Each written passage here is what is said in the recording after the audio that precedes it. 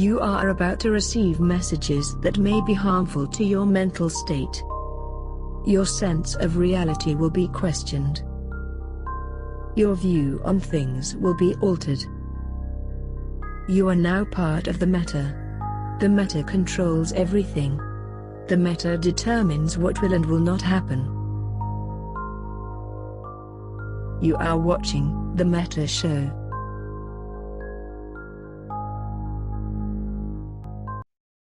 And good afternoon, everybody, all of our viewers across the fruited plain. Welcome to the Meta Show. I am Brisc. I am joined by the Matani. It is May the 30th.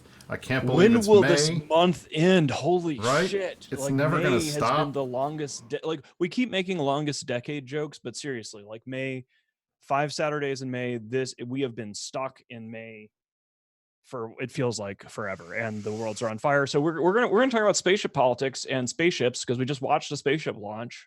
Thank fuck. It's really nice to see some dudes going up into space. High fives all around. We're back. And it only took 10 years. Yeah, it's about time that something went right. And so we have kind of a special today. I'm seeing lots of hype in Twitch chat, which is cool. We are going to do the Cool Kids Club again this week. We're going to stop forgetting to do that for our subscribers. And thanks guys. We have hype train going on, stuff's happening, lots of things to talk about. But what is the theme today, Mr. Senior Space Politician Brisc? Well, obviously we have the CSM elections start June 1st. That's when the voting season starts. The campaign season has been in full swing. And because we are the Meta Show and we can get the best people all around Eve to come on our show, we have two of the guaranteed CSM winners joining us today, Merkelchen and Innominate. And then you've got me and January Valentine, who are hoping that we can pull off another crazy victory. So we're going to have a good show. We're going to talk about CSM related stuff. We're going to talk about whatever we decide to get onto, because I'll be honest, despite the fact that there were a lot of changes this week in Eve, we had the new updates on Tuesday that finally dropped. Which we can't really talk about because they're like half broken, and we don't really we can talk about them, but the decision is we're going to talk about CSM stuff this week, because next week we'll at least be able to say Trigs, Edencom, big drama and all this other sort of stuff, but shit's just not stable enough to make it a thing yet. Exactly. So I mean, right now at least we had the big Astra House changes with the abandoned state that Merkelchen loves, and I'm sure he will talk about when we get him on the show. That the first abandoned structure is not going to become abandoned until Tuesday. So hey, we got nothing to talk about right now. And then in terms of the Edencom versus the Trig thing, I think we can talk a little bit about that, but the reality is people are still trying to figure out what the hell is going on. And one of the things that CCP has been doing lately, which I think is probably not a bad idea, is we're not going to tell you what we're doing. We're just going to make you play it and see what happens, and then you can figure it out on your own. And since that seems to be one of the things that EVE players like to do, is figure out all the back-end stuff, that's given all of these lore guys and the folks who like this kind of thing something to do for the last week. So good on them. They got their content. So all right. So like Santa Claus, I'm ready to bring you presents. Are you guys ready for our guests? If you are, I'm going to push the button. Let's do it. Here we go.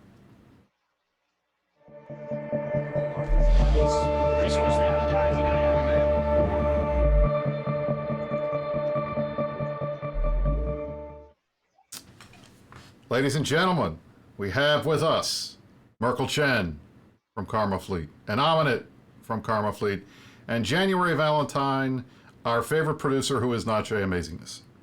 So welcome to the show. We appreciate it. Thanks for being here, guys. Well, it's kind of a fascinating thing. So we're doing a CSM special. I think that the voting starts, when does voting start? Voting starts on Monday.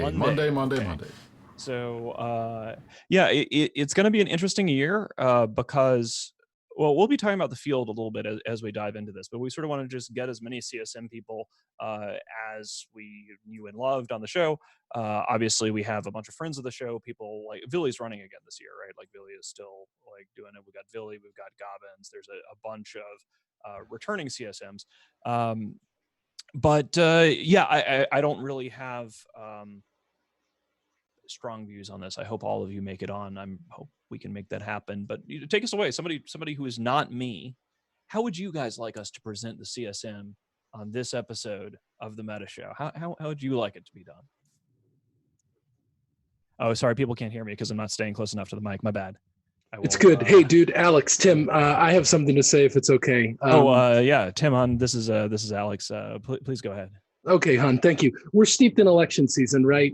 There's nothing more obnoxious, annoying, and grotesque as the student council election season that is the CSM, where a bunch of random dipshits all go on different talk shows and say, hey, you know what, guys? When I get elected to the student council, I'm going to make it a 4-day school week. We're going to put a Coke machine in every classroom. We're going to tell the teachers what to do. And recess is going to be 4 hours long. So let's just stop doing that, right? Like, I've had one too many of those shows and I'm completely triggered at this point. I can't handle it. We're not doing that today, right? This is what I think that we should do. We don't do that on this show. Perfect. Not on this show. Thank you. Then I came to the right place. Okay. I'm sorry. I'm trying not to lose my capital on this fleet we're doing right now. I'm playing EVE Online. So anyway, here's the thing. I think that what the candidates are getting wrong in doing this is you need to exhibit sort of two things when you're the person that's running for the CSM. First and foremost, obviously, you have to have a baseline of information about EVE Online, a game about spaceships. If you check that box, then I guess the next thing that you need to do is say, you know what, and I'm also a likable enough person that when you send me 5,000 miles or whatever it is to Reykjavik to go interact with the people in CCP, you know, supposing that does happen at some point with the weird travel fuckery, I'm a likable enough person that I think that these people will not hate having to interact with me, right? And this is the missing link with the CSM these days. Let's just send some annoying person up there and they'll just harass their way through this entire year on the CSM. Let's not do that, right? Let's send some easy to work with people that are not going to disgust the other humans that they have to interact with. There's my platform. There it is. I'm done. That's a good platform. That's beautiful. I love it. Yeah, and that's totally true. Like, there's definitely some serious, like, student council election vibes. And if it is going to go like a student council election, let's not send the guy that nobody can stand listening to in every single class that you have with them, right? Like the era of the Olmeca sort of CSM. I'm just going to talk mad shit because I'm not running for any kind of election. So, like, yeah, like having a just incredibly obnoxious, excruciating person on the CSM is always something to be avoided. I do have a question here in chat here.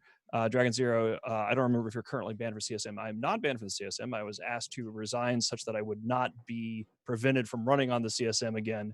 And then I never ran again because I would rather have politicians than be a politician. But good question. So who's next? That was a fantastic stump speech there, Tim. I appreciate that. And January, do you want to go next? Do we want to? You guys are going to fight over who gets the talking conch, or am I supposed to? Is there an order? Is there a system here? That's a scary act to have to follow. Yeah, man, no kidding. No, that basically summed up my entire experience running so far. As you all know, I've been a producer, so my job is kind of behind the scenes. My job is to make the hosts look good and make sure they say the right things. So it was very interesting trying to run and be forward this year, and a lot of the campaigns are I'm going to show CCP how it's really done, and you know, being around a lot of CSM for at least 2 years, it's definitely not like that. And if people get on by some miracle, it's going to be a really nasty shock because developers have their own timeline. Some developers don't like talking with a CSM. And all of that has to be taken into consideration when pushing feedback or what we would like to see in the game. So yeah, just if I could tell anyone, it's just be realistic. Developers, CCP has their own timeline. They have their own agenda.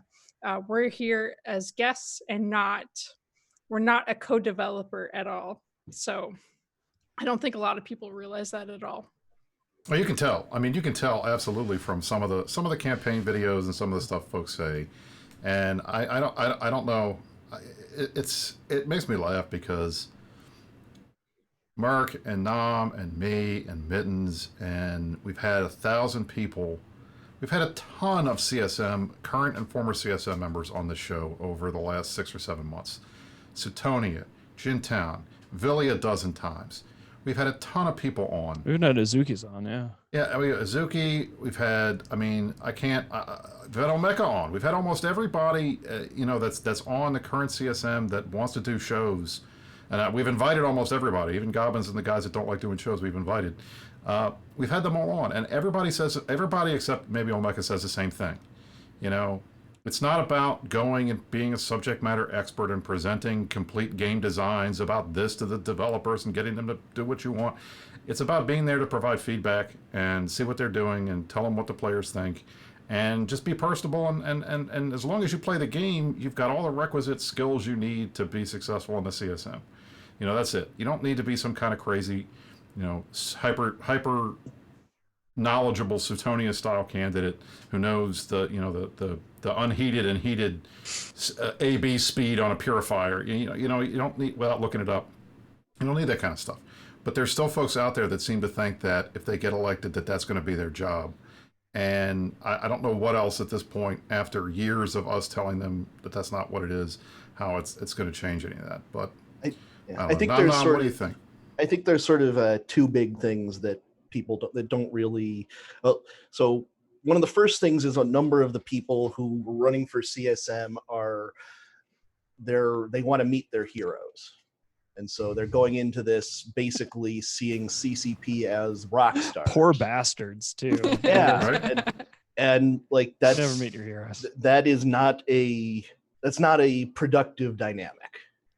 And I think one of the other big things is people leaving the CSM disproportionately quit the game at the same time.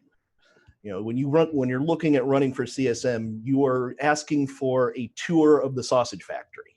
You're going to see all of the horrible things that are going into that sausage. And, at some point you just, do you really want to keep eating that sausage? And so that's, it's something that takes some adjustment to get used to. I agree with that 100%. Go ahead, January. I think the biggest realization is for some of these newer candidates that might make it on is how much certain developers do not care at all what the CSM thinks. So they are hyping themselves up, this whole entire time, on the plane right there, and they're just not going to give a shit, unfortunately. They have internal goals and expectations that takes way more precedence than some, EVE player walking up and saying, hey, we should be doing this. That's how it works. That's absolutely one of the pieces of advice I tell people who want to run for CSM is make sure you can do it for at least 2 years. That first year you go in there, you're meeting these developers, and like the entire first term on the CSM is just convincing them that you're credible. They have to get to know you, you have to get to know them, and that takes time.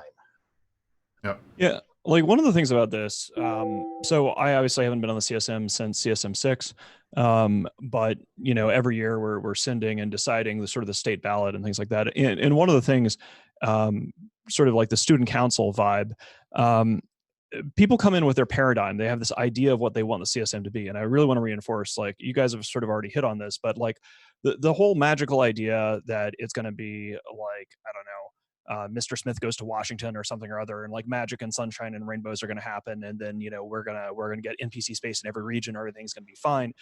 You have to understand the ground truth of what the CSM is, which is it is a institution that was essentially forced upon CCP by fuck ups within CCP, so they had to cover their asses after the T20 scandal and admit that they need some sort of a stakeholder group with the players. But functionally speaking, the CSM is like a lobbying group.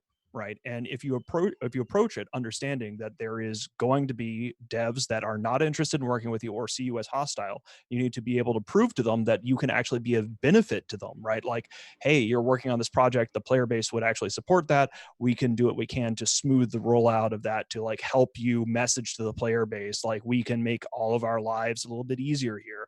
You have to come at it from that perspective. And I think one of the problems we've seen over the last few years, particularly with the sort of more socially excruciating candidates, is this idea that they can just get there and then say the same stuff that they have been saying on Reddit, as if CCP was not already reading what they were saying on Reddit. Now, not all CCP does, but if you are a well-known like Reddit shitposter and you're always herfing blurfs about something or other, and you get on the CSM, well, CCP already knows what you're going to say. It's not like they're going to hear it in their ears and then suddenly magic and rainbows and unicorns, everything's fine. So like, it really is a lobbying spot. You need to be able to think from a political perspective. You need to learn and know how to take people that are against you and flip them towards your side of your agenda, whatever that is, and to work within the CSM to sort of maximize the opportunities for everybody collectively. So it's a pet peeve for me. And one of the reasons why I often look annoyed during CSM discussions is that whenever I see like the good government transparency types who are like, we're just going to go there and we're going to tell CCP what's up and it's going to be fine, it drives me crazy because it's not how it works and it's excruciating. And just shut up and learn how politics works. And that's exactly it. And you have to laugh because I'll tell you, and I'm can you guys have all been there, and Mark, you've been there. Look, I'll tell you, we go into these meetings, you sit down, you're around a table for like 4 hours, and there are different sessions, and at least at the summits. I mean, that's not the bulk of what you do on the CSM has nothing to do with the summits. But when you're at the summits, this is what happens. You have these checkmark boxes on your calendar of what we're going to talk about now, and the devs come in and they sit down in front of you, and you're sitting there and they're looking at you. And there are a couple of them that are there, and they care about what you say, and they get involved, and they're interested, and they want to hear what you have to say. And then there's always going to be a couple of the guys that just kind of sit there like this, and the whole thing that they're thinking is, I'm just here because I don't want to get fined, and that's it. That's all it is. So in the end, if you want to be effective, it's not about having the best ideas or having new ideas, because look, there is nothing new under the sun. Anything you can come up with to fix a problem in Eve, somebody else has also come up with and probably told them about it. And these guys get paid cash money to think about this stuff 24 hours a day. It's their job. So the stuff that you do as a hobby, full well there's nothing that hasn't been pitched to them at some point. Like everybody in the chat is always like, oh, you need to fix AFK cookie camping. Well, how are you going to do that? Well, make it use fuel. They know. We've talked about it 1,000 times. The same with almost all of these issues. In the end, you don't have to be the expert and come up with this like implementable vision idea. Here's a paper that tells you exactly how to fix all of these issues. They already have all that stuff. They know it. What your job is to help them recognize that this is something that needs to get fixed sooner rather than later. And that's, Nom, talk, if anybody wants to know a case study in how to be an effective CSM member, you talk to Innominate, because it was him busting his ass, pushing over 3 consecutive CSMs to get war decks looked at and fixed that made that happen. And it wasn't because he presented them with a perfect idea, it's because he kept saying, you guys got to fix this, look at the numbers. Nam, talk about that. Well, and it was a little bit more than that. It was also convincing the rest of the CSM that this was, in fact, a major problem, which is why I think it was on CSM 11, it was an entirely nullsec CSM that agreed that high-sec war decks were a major issue and did have an idea of proposal of how to fix it that kind of is where things went, that doesn't benefit nullsec at all. The only benefit that nullsec gets out of it is more people in high-sec don't quit the game, which gives us more future friends and enemies. It's so funny that after those changes, the keynote speech at Vegas, one of the Vegases, was they were like shocked Pikachu that 30% of people quit the game because their corporation got war decked and they couldn't fight, and they just logged off because there was nothing they could do. And I just find it so hilarious sometimes how clueless people, clueless how clueless people are going into the CSM thinking that they can just magically do these things. Then clueless on the CCP side, what is actually going on in their game. So I don't know. It's crazy. Well, and that sometimes. was one of the reasons, at least on CSM 13, that was one of the big reasons why we pushed hard to get the whole let the devs play the game thing going. Because in the end, you know, after T20, it became kind of a hard thing for them to let these guys play because there had been, you know, the bad stuff that had happened. Where's my Saber BPO? Yeah, right. For those of you who aren't aware, you know, the reason why the CSM we don't have exists, to go into it. Like I actually don't want to beat up on CCP too much. Then we won't. I have nice things to say about the video game EVE Online because I've been playing the hell out of the last couple of weeks, and I do think that as much as we're talking about interacting with CCP and all this stuff, sometimes it can be a negative thing. Like these guys don't know what's going on, but I think that they are learning because they're playing the game more, and the game itself is just much better than it has been in years. I'm delighted to report. So anyway, please, sorry for the no, absolutely, no, and that's essentially what I was going to say. The fact is, we were able to get them to look at that policy. It ended up getting rescinded this year, which is great, and so you get to see CCP players who have been playing the game for a long time, playing on their original characters, going out and having fun, and they don't have to be. People kind of know who they are, but they don't have to like hide or, you know, delete an account as soon as somebody finds out that they're a dev or anything. Right, and it lets them get out protection anymore. Right, they get to go out and just play like regular players, and I think that's going to make a huge difference. And I think it already does, because you see a lot of these quality of life little changes that make stuff, you know, so much easier. I mean, Mittens talks all the time about how now when you can see it sorted, your ammo is sorted by range, and you can see the damage type, so you know exactly what you got to do. It makes, I mean, Merc loves to say, all right, load blue tips, because that's what the picture looks like. He doesn't have to say that now, because he can say, hey, just load this. It's right in. You can tell what it is. So they've done a great job in doing all of that, and I think that's one of the things that some of the folks that tend to run, they don't give CCP enough credit for that. And I get frustrated with it. Here, my friend. All right. On your ride to the airport, you read How to Win Friends and Influence People. On your flight to Reykjavik, obviously, that's when Sun Tzu, The Art of War, comes in. Make sure to pick out like a elite comment from it somewhere, at least like one liner. Put it in your EVE profile. Put it in all your campaign stuff. That's the way to go. As you ride from Keflavik into Reykjavik, you've got about 35 minutes. It's a perfect amount of time to read and digest the 7 habits of highly influential people. You do these 3 things, you become an effective CSM, you walk into CCP, you get the job done, right? No goofing around. Let's skip the foreplay and get into what comes next, right? And that's how you do it. So I just think that it's really, really easy with a 17, now maybe 18-year-old digital product to kind of look at it and say, hey, you know, let's add 5 power grid to this one of the 300 ships or whatever. Like, there's a lot of dumb shit like that certainly you could do, and you'll have the opportunity to do that. But more importantly, it seems like a holistic grasp of the game is really, really important. Maybe not being like, I deal with this one sliver of EVE Online and I know everything about it, right? Having a good holistic grasp of it, such that you can say when you're sitting down with one of the teams, hey guys, here's some really, really low hanging fruit. Let's get after this one, right? Like, anybody can rewrite get the some game. easy wins, right? Exactly. Yeah, any idiot out there can shit out like an incredibly complex, nuanced, and yet impossible project that a company is going to look at them and say, there's no fucking way we're doing this for you, right? There's no time, there's no resources, and oh, by the way, we've got a ton of shit that we're planning to release this year that we haven't even told you about yet. So I don't know, just learning to get a good grasp of that, a good handle on what you actually can ramrod through, you know, the bureaucracy that is a software company. You know, I think it's really important, and it also makes you not look like an idiot when you get there. And all right, so McNair's point in the chat, I think, and Mittens, you responded to him, but I'll read it because I think it's pretty solid.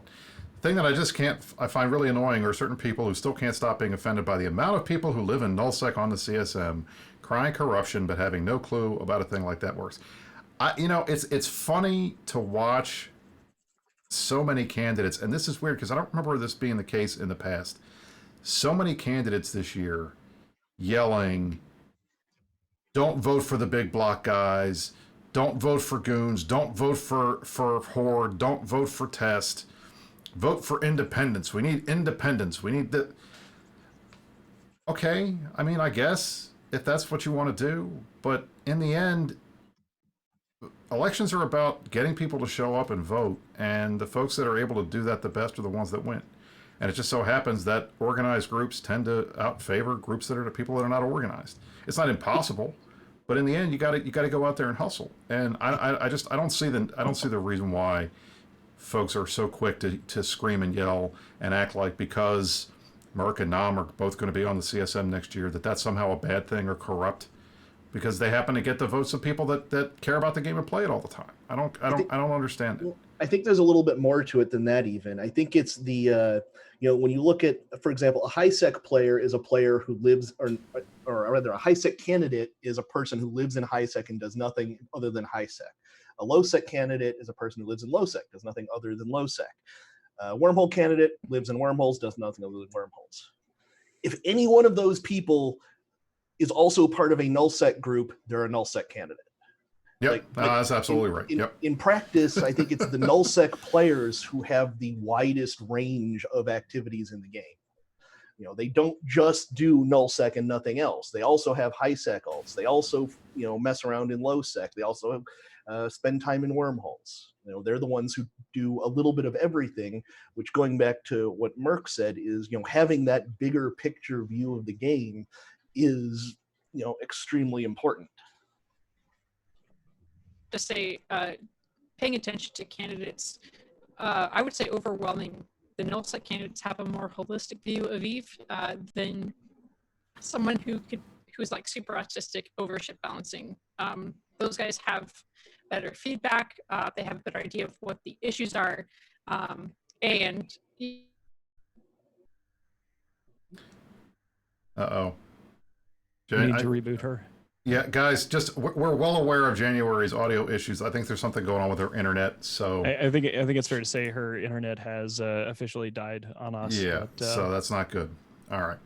Well, we'll keep going, and hopefully we can get her back in the future. But I think her point is valid. In the end, it's you have people who just seem to think that because we're in nullsec and that we're part of a big block alliance that we're somehow going to only play the game and only tell CCP things that will benefit us, and that's not true. I mean, in the end, that's not how things work, and that's not how we have always behaved or acted. So, well, like the other thing is that like, talk. Yeah, like some sort of like a deceptive. Like usually the people that are worried about exactly what you just described, the idea that like, ooh, goons and nullsec people are gonna get there and then they're gonna scheme and then they'll like put one over CCP or whatever. Like the people who are making that argument usually are the people who could not scheme their way out of a paper bag. They do not understand scheming. They are afraid of it. And so their understanding of what a scheme actually looks like, because they don't know what it is. It's just this boo, scary boo, social, some sort of politics is happening. There must be some sort of secret, whatever. Like you're in a room with a bunch of people, you are hanging out with the same people on a regular basis, you're in chat rooms with them. Like you can't really run a scheme, because keep in mind, there are multiple groups of nullsec people that are shooting each other in the game. So like if the Goonswarm CSM representatives were trying to do some sort of like weird rat fuck play, Gobbins and Villy would out it, right? Like it would come out just because of the nature of the competition in nullsec. So like the idea that there's going to be it just, again, it's like people who do not understand politics, and that's fine. Like again, like I cannot I'm actually kind of Linux curious. I was going to make jokes about how technically inept I am, but like again, I'm not really good with computer machines. I can't do the things. I can use my words and I can schmooze people and I can manipulate and I can scheme and I can do politics, but there's a lot of areas that one has limits in, but you cannot hide a scheme on the CSM. You cannot just spoof CCP. They talk to each other. They are smart people. They're worried about it too. CCP is also worried that the CSM is going to put one over them. So you have to do this trust building thing. You have to establish that all parties involved can play ball and have provable value that is added, which is one of the reasons why usually CSMs, they don't really get started in terms of like really getting a lot done until after their first summit, when they've had a chance to like break bread with these guys in the real world. And I'm very dismissive of people who criticize like having blocks on the CSM, because again, it's like, oh gee, California has a senator.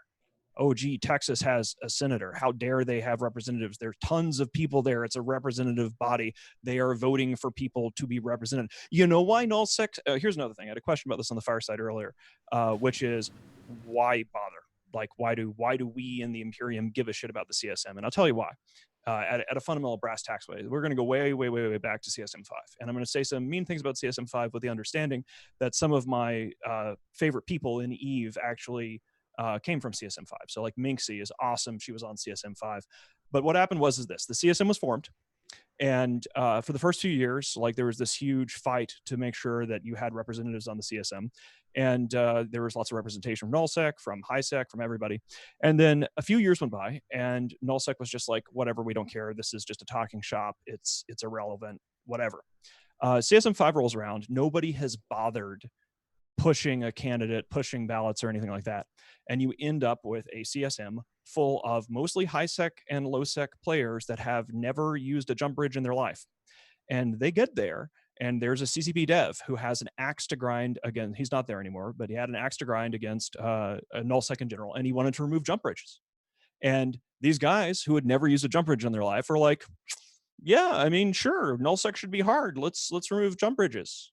They didn't know what the hell they were talking about. They had no idea what was going on. They did not tap in anybody who knew what was going on. And so that is why nullsec is involved in the CSM. It isn't just important from a lobbying perspective. There is a protective perspective. If your play style is not represented on the CSM, that means that people who do not understand or disrespect your play style out of ignorance or malice, depending, can come in and rat fuck you. So at a certain level, you need to make sure that you have good people on the CSM purely just as, a defensive line against idiocy. Because if you don't do it, some dumb puppy is going to come in and say, hey guys, let's remove jump bridges.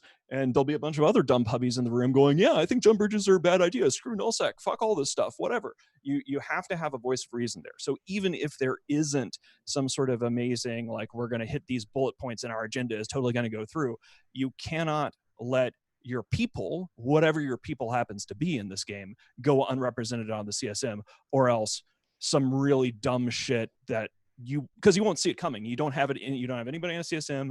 There's no controversy. There's no public statements. There's no CSM town halls. Just one day you wake up, hey, the CSM has agreed with CCP that jump bridges should be removed from the game. And you're like, what? And it's a lot harder to deal with that shit when they get to the point of making a public statement of a dumb thing. Like when it filters through the CSM and they're like, hey, we're going to do this damn silly thing in this damn silly way, you're already playing catch up at that point. So just purely from a defensive, rational perspective, it is important to have solid representatives for your type of gameplay on the CSM.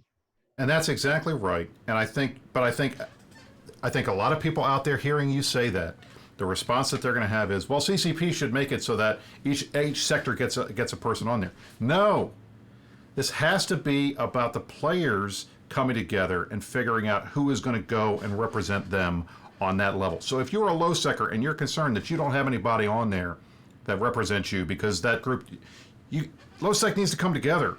They need to come together, find a candidate or two candidates or three candidates that they like, put a ticket together, get them all on there, say, look, I don't care if you like this nullsec guy, I don't care if you like this highsec guy, I don't care if this guy is in your corp. Make sure you get these top three people and vote for them, and then you can put anybody else on your ballot that you want. Well, and if you do that, then you win. That's how you win. They actually put in the STV voting system for specifically this reason. And it's kind of complicated, and I think one of the big problems is that people just don't really trust it. So you wind up with so many ballots which have one person on them, and that person doesn't get on, that vote gets thrown away. Like if everyone just does treat it the way that it's supposed to be used, which you literally just rank the candidates in the order that you would like them to be elected, that makes sure that your vote is as effective as it can be. And listen, so Torval's asking in the chat how many folks end up on a nullsec ballot. I'll tell you, at least from the Imperium side, we're going to fill all 10 slots. When the ballot comes out on Monday, it's going to have 10 people on it to vote for. Yeah, we may even have the ballot ready today. I've been playing too much Eve and slipped up on actually like making the ballot, so we'll hammer that out. But we got to work on that after the show. I'm going to play ball, and I'm going to pretend that there's not this creepy empty space right over there next to me. Like, I'm sorry, January used to be our friend January that we've all forgotten about, and we're just moving on. Like, hey, come on, it's a Survivor show.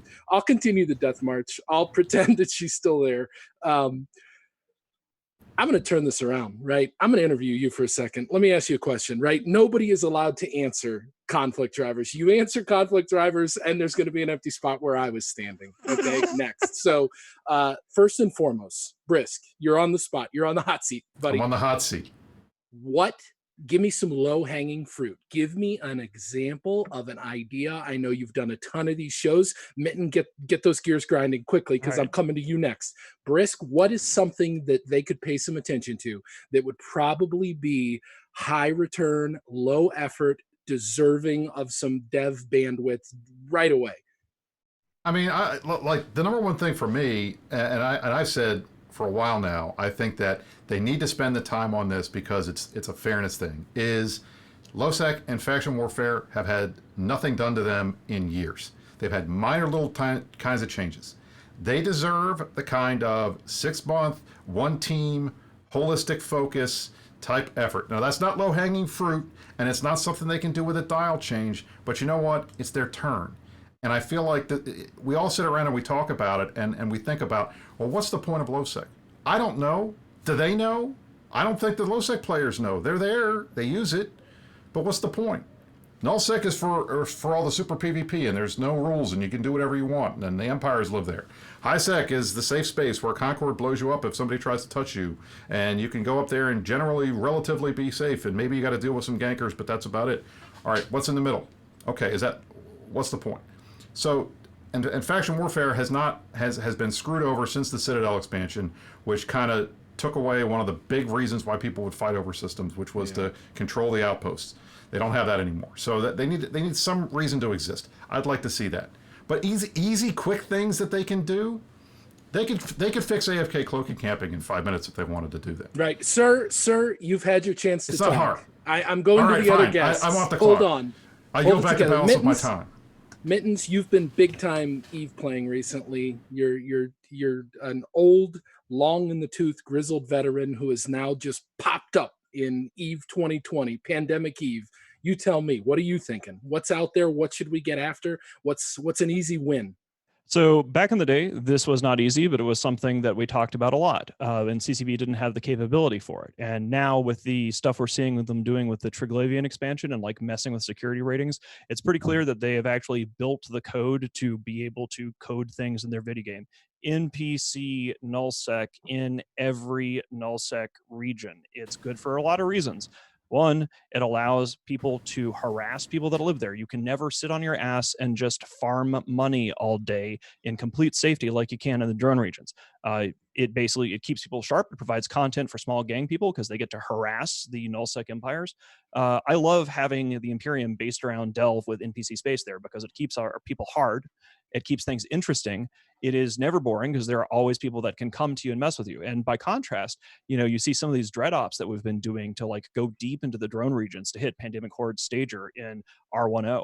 And the logistics of just getting spaceships out there to shoot them are ridiculous. If we could get some CCP devs on some ops going, okay, well, you have decided that you want to stick it to PanFam. You want to stick it to the people in the drone regions. Oh, you want to go to Amist and mess with somebody. So how do you do that? Mechanically, what does it take you with your little spaceship to go, I want to shoot these guys over here in this region? And it turns out that the biggest thing that makes that from being possible to this requires an entire team of organizational experts from the Imperium to pull off.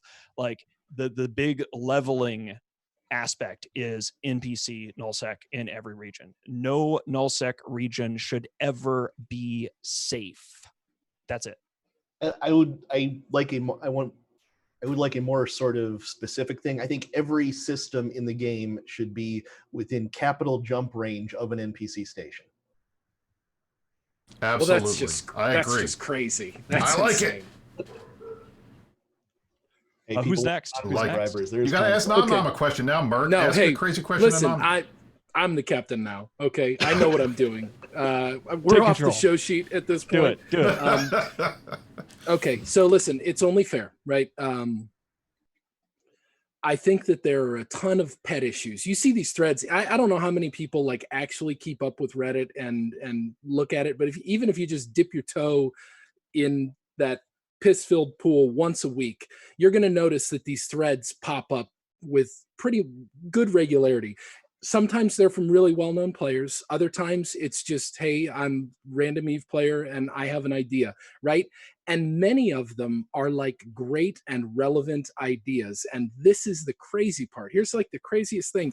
I don't remember who said this to me the first time, but it sort of hit me like a freight train. You assume if something isn't done in the game, that CCP hasn't thought about it yet, right? And that actually is a super flawed way to look at things. They've heard all this shit 100 times already, and for one reason or another, they haven't moved on it, right? So you see these threads, you say, hey, you know what? Here, have a little update, fellow. That's a great idea. I agree with you. I think that the CCP should pay attention to that.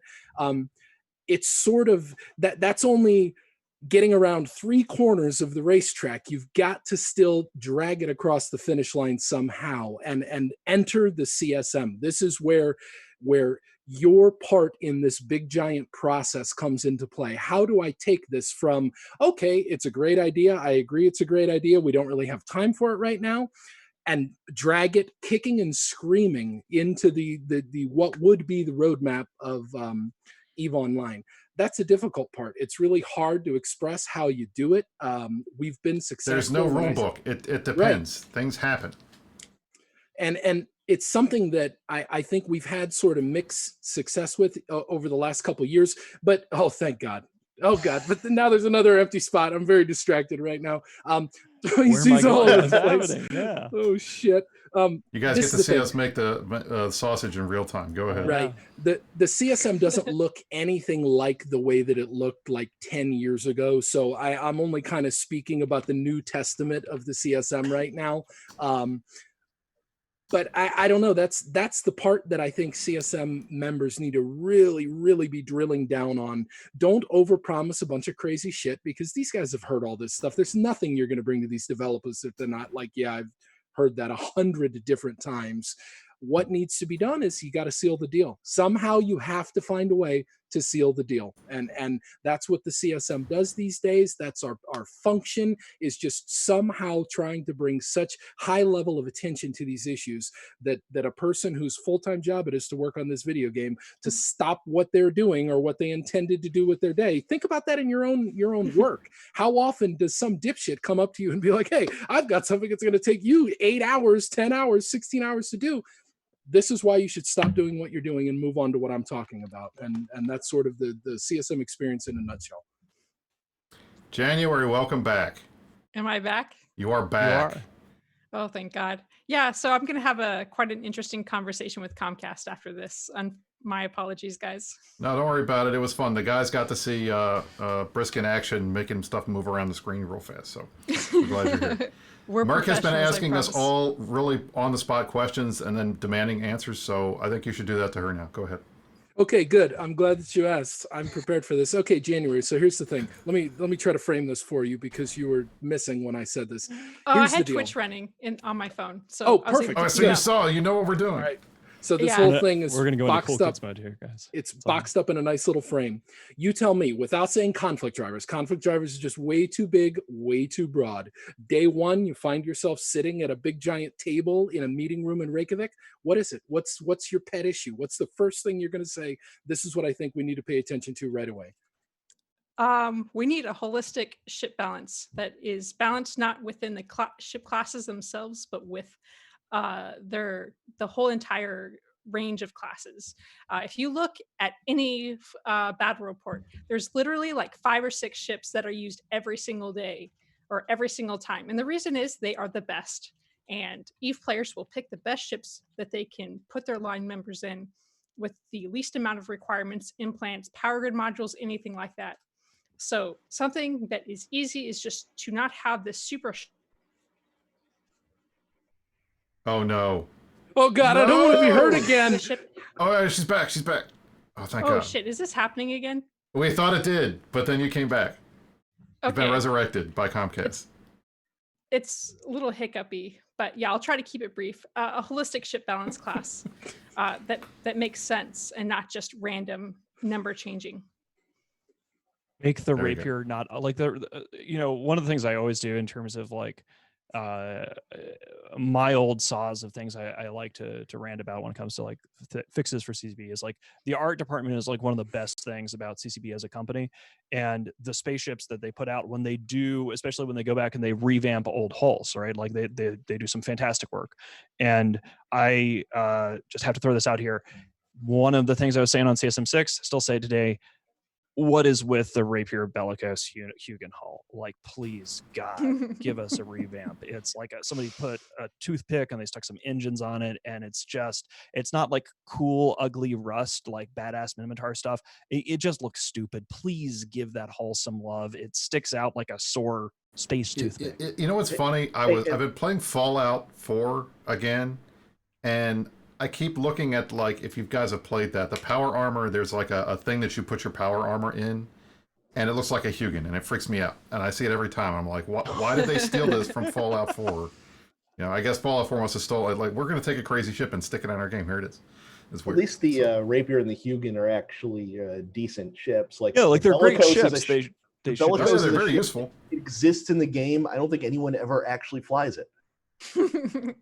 Yeah, actually, Pretty much. like, you see stabbers, right? You don't ever see somebody going like, "Ooh, wow, I want to fly a bell." It's strange to me where there are like these ships that are constantly used on, widely used by the player base, and it's just when you go from like looking at, the new graphics for like either the command destroyers, or you're looking at like, I don't know, a Tengu or a Legion or something or the new avatars where they've done like the graphics upgrades, and then you go back and you compare like a Legion to a fucking Bellicose or a Rapier, and you're just like, what?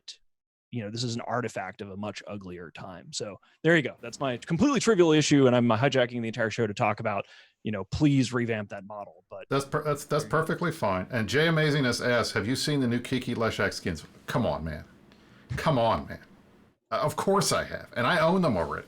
The first thing I did when they put out the new the Triglav and the Eden Comp things is I bought those things because they're awesome. We got it. Mark, have you gotten the new skins yet? You need to get the new skins if you haven't gotten the new skins yet. You better have gotten them. I am a skin holding oh dear Lord person, especially with Treglivian ships. Listen, this is the thing. When they release new ships, I guess I didn't used to be like this. I feel like I started playing EVE like maybe in the battle cruiser era or something, like the Drake. Everybody was Drake. And it wasn't a meme. It was like a real thing. But they put something new in the game. I don't know, like maybe me and my older EVE playing friends, we totally bite on it. And whether it's good or not, the Nurgle, for instance, yes, we're gonna ramrod that thing through and we're gonna use it. Power. So I don't know. I love new ships. I love when they throw new spaceships into a game about spaceships. I just think you can't go wrong, and we'll find a way to use them for sure. But yes, I do have the skins. I'm not some skinless. I'm just making sure. I don't want to put you on the spot, but I knew that your skin game is like mine, and I have to say I have a problem. I think I am close to 1,000 skins now. I'm in the 900s, I think. So there you go. That's a lot of skins. I know. Oh, that's actually that's in the corner. I want to hear from you. Innominate. The class is calling on you. You're probably wondering why we brought you here today. I've got nothing right now. We have a question here in chat. Are goons pro Trig or pro Edencom? And it's a reasonable question. The answer is we're waiting for things to stabilize. Like maybe we'll know next week if we have an opinion. But it's a new feature and it's early days yet. So. Probably actually Jay's response there is whatever. If anything gets us new Trig ships, like we'll do it. I'm a big fan. I want to find an excuse to use like an Ikaritsa or however the fuck you say the name in some sort of way. Like one of the things nice that ship. since I haven't really, been playing in the client very actively for a couple years now. And so like coming back and finding like Mad Max Eve 2020, where like there's all these badass trig ships and like the game is just smoother and easier to play. And it's cool. And I'm glad that they're actually starting to make some skins that are good. Please help the Galente. They desperately need some assistance besides For all of police the skin. for all the Eve is dying shit that has been going on forever. There's still a lot of nostalgia, but the game Eve today is fucking better killing than it these it's days. ever Like been. I am shocked. Like Eve is really, really doing well. Like it seems more people are playing. It's a pandemic, the end of the world, blah blah blah. Whatever excuse you want to make. There's a lot of other games out there. People do not have to play Eve Online. They are choosing to play Eve Online, and I think it's because the game is just better now than it has been at like in client Eve Online right now. Complaints aside about NPC and AllSec is the best it has ever been in the time that I have been poking at this game year after year after year, hoping that one year it would finally turn into the spaceship game that I hoped it would be when I first started playing.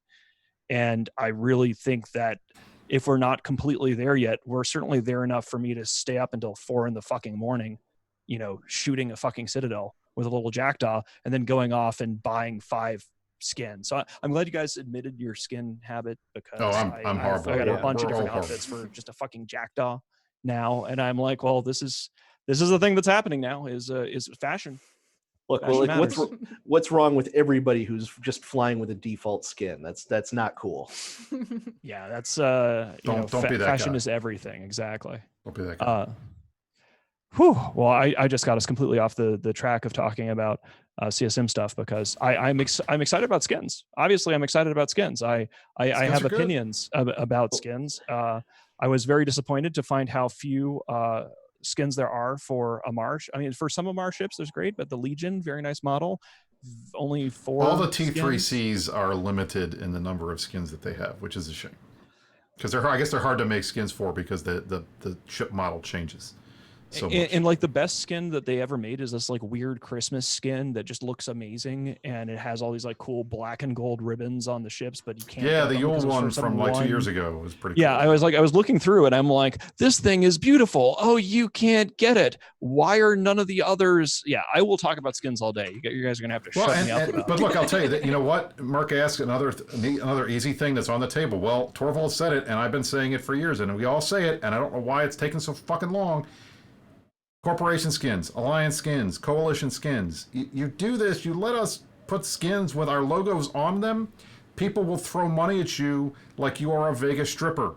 It's Police not even skins funny. for every ship, B skins for every ship. Like, you will make millions of dollars because people will dress up their spaceships and give you money to do it. This is another thing about going on the CSM that, bringing back around to the topic, is that in many cases there are these situations where you almost have to fight CCP to convince them that making money would be a good thing.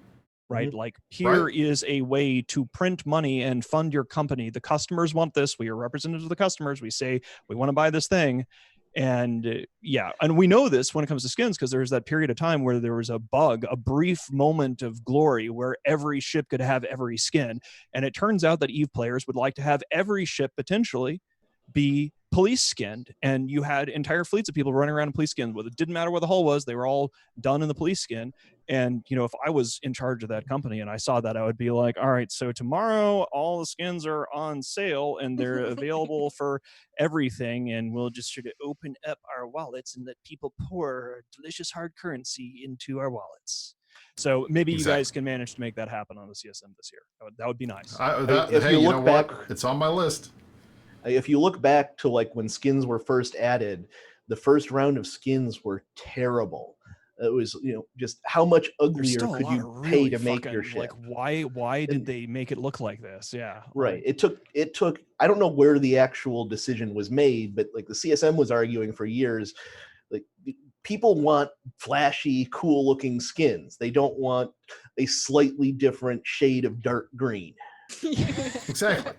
They don't want the same skin. It was so disappointing at first. It was so disappointing. Like, we could finally make our ships different colors, and then, like the men are like, oh, the Valkyrie Glory. Like, oh, well, the good Minmatar skin is you can turn your ship a green that doesn't look completely like ass, and that was it. Like Right. wait a few years until they add something better, like hazard control. That's a good one. Hazard control's good. I mean, look, I'll tell you right now, if there's a new skin, the first thing I do, whenever we fly a new doctrine, the first thing I do is I buy the ship, I fit it out, I look at it, and then I go buy all the skins for it. I do that for every time I get in a new ship. It doesn't matter what it is. And it's frustrating to me when there are some skins that are great, and then there are other skins that I'm going to spend $2 billion on this skin. I don't know why I'm doing it, other than I'm a collector and I need to get everything, but it looks exactly like the other one, just a different shade. That sucks. But when it comes to the alliance skins and the corporation skins, everybody worries about, oh, well, they're going to put penises all over the ship. So what? Let us do that. If they want to pay money. I mean, the thorax looks like a dick anyway. Like time to penis isn't a problem in the year of our Lord 2020, right? Whatever. I have all of to Cyril's question, I have all of the FanFest skins from the stuff that I went to. So I have the Vegas skins and the London skins, and I got somebody gave me the Russia skins, so I have those. I think I have one of the Toronto ones. But what I ended up doing is in Eve London, I got 2 tickets for me and my wife, and Mrs. Brisc didn't want to come to the meeting to hang out with the Eve nerds, but I made sure she had a ticket so that I could get the extra skins. I literally did that, and I gave them to Merc. Doesn't surprise me at all. I mean, the Vegas Ikaritsa skin is like flash as hell. Like that's a good one. Yeah, the event skins are all great. Yeah. Let's see. I'm getting a little skin jargon fatigue from Mittens right now. Like I feel like you're a little too familiar with the skins for my level of comfort. Fashion matters, man. Like I can't look as hot as you, but I can at least have a large wardrobe for my spaceships, and I try to work with it. Trying to make it happen. There you go. But let's see. So yeah, actually a little clarification there. Time to penis is an actual game dev concept. Is basically it totally is. If you give your players freedom, that's not me just talking about dicks for the sake of it. Not that there's anything wrong with that, but essentially there's a debate, or at least there was initially a debate about allowing player freedom when it comes to skin design, or just in general anything. Like even with mobile depots, you can, how long is it before the players turn this into dicks everywhere on live TV? So that is definitely a concern. There would have to be like a vetting process, but by now many game companies have a situation where Sony Online Entertainment used to do this too, where you could create your own in-game assets, cosmetics, and they did like a little profit share thing, and sell the things. It has to go through an approval process with the game company, and then players make skins, the game company approves them, and then everybody laughs all the way to the bank and looking fashionable. So there's a lot of options. I'm going to shut up about skins. I'm done talking about skins. But that's a CSM idea. That's a CSM thing that comes up every year, and it's something that we always talk about, and we still have not been able to drag, or as Merc said so colorfully, we have not been able to drag that idea across the finish line and get it past the 3rd lap. We always talk about it, and they know we want it, but it's still out there. And I there's so many things like that I think have a total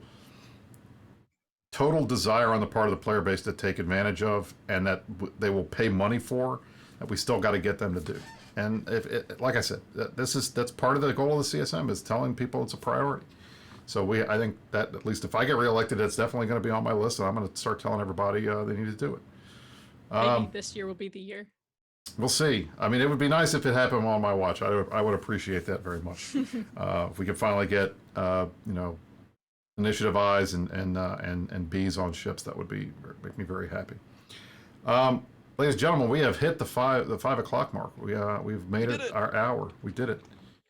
I tell you, this show has been the most nerve-wracking of many of the shows we've done in a while, because I knew, one, Mittens hates talking about the CSM, so trying to get him to talk was going to be hard. And I'm excited you actually talked the whole time.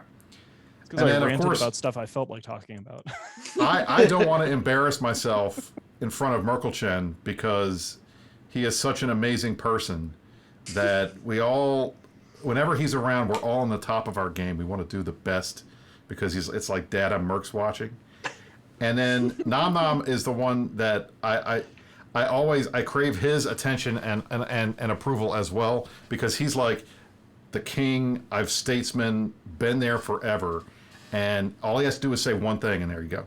So this was a very nerve-wracking show for me, and I also was worried about January's Mike stuff too. So you know, this was. I'm glad the show's over. So I'm glad it's over. We're finally done. Any parting words for the group? This Anybody? is the first time we've ended a meta show like, my God, I'm glad it's over. This is the first time I've ever felt that way. It's like, this is everyone the most is very stressful show we've stressed out done right now, except for I'm me. totally stressed out right now. We're being thrown out of a bar right now. And listen, so would you say it's true or very true that we should go for another half hour talking about the CSM right now? Oh my God. All right. Well, thanks guys for turning up and for bearing with as I discuss skins and any random ass crap that came to my mind. We are going to get if you're Imperium, we're going to have the Imperium ballot announced today or tomorrow. We'll send pings and no one will have to think for themselves. We will fill all 10 slots. 1 year we made the mistake of having a ballot where only like 7 slots were filled, and there was chaos because suddenly everybody had to go, well, who should I vote for? Who should I think about? Who do I need to care about these candidates? Does it matter who goes in the last slots? So we fixed it immediately. We're like, my God, can't have people like needing to think about this. So all 10 slots will be filled by the state. Please exercise your freedom of choice by voting exactly the way that we tell you to. And then for everybody else who's not on the Imperium ballot, good luck. There you go. And for those who are asking about an init ballot, we don't do ballots. I will put out a list of people that I like that I'm voting for, but we're not going to tell anybody how to vote because Sister Bliss and our guys, we don't believe in that kind of politics. You guys know how we are. We're always yeah, you guys have fun with that. You can go to your annoying people on the side of the Imperium. So in any event, in escape from freedom mode over here. All right, guys. Well, exactly. Thanks a lot for coming, and we'll be back next week with a big Eve News show. We're going to be talking about the Trig Edencom stuff. We're going to be talking about the abandoned structures and how many of them have been blown up. We've got a couple of like simmering wars to talk about. So like we planned this in a way that like next week there's going to be a bunch of EVE Online news, and you will get to hear me nerd out about ship fittings because God help me, I'm playing the stupid fucking game for the first time in years, and it's awesome. Eve 2020, pretty badass game. Give it a try if you've been sitting on the sidelines for a bit. Yeah. So thanks to all of our guests. Thanks for coming. We will see you all next week. Let's do it. There you go. You stay classy, Nui.